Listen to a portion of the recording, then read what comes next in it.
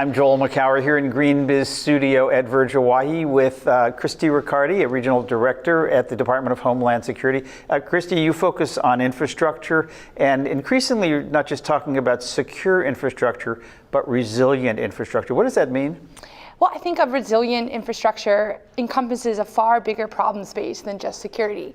So we want to be focused on mitigating impacts to infrastructure before a disruption might occur, or once a disruption happens, for whatever reason, whether it be a man-made disaster, whether it be a natural disaster, that we're able to recover and reconstitute our services as quickly as possible. I think when we're just focused on security, we're kind of missing that broader aspect of all hazards and all approaches to making sure infrastructure can keep services going and support our communities. So what kind of infrastructure are we talking about, just to make sure that we define this well?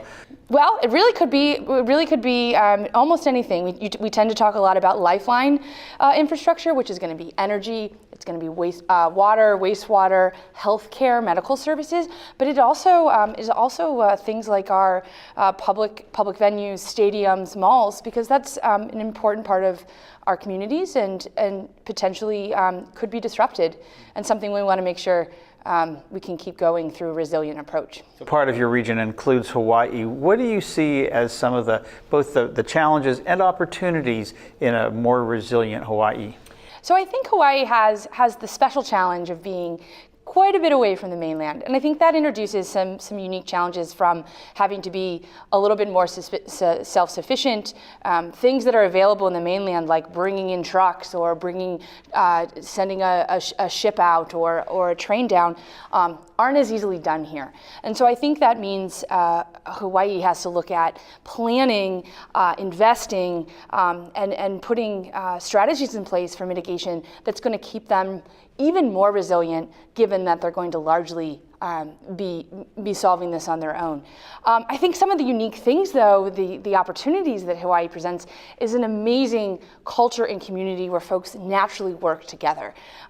We really stress public-private partnerships and a voluntary approach to resilient infrastructure. And I think here in Hawaii, it's already a perfect landscape for that. You see, just like here at this conference, you see private sector, public sector, regulatory, non-regulatory, already solving problems together.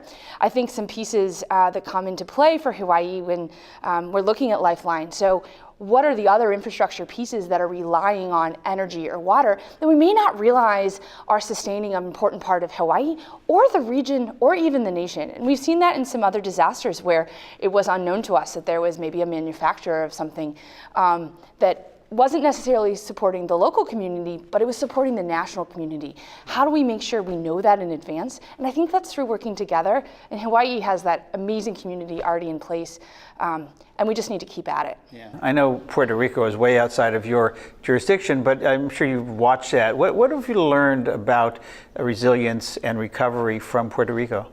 Well, I would say that understanding interdependencies, certainly that's something Puerto Rico had been working on, but I think a lot of those connections, those nodes, so to speak, really came to light when things started to break.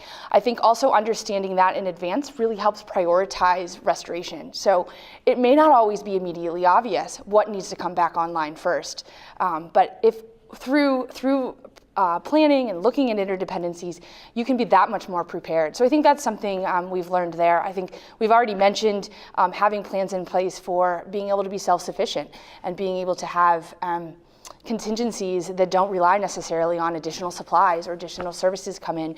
I think we look at Puerto Rico and we see that they had some of those advantages working for them that aren't going to be available here. So I think those are a few examples.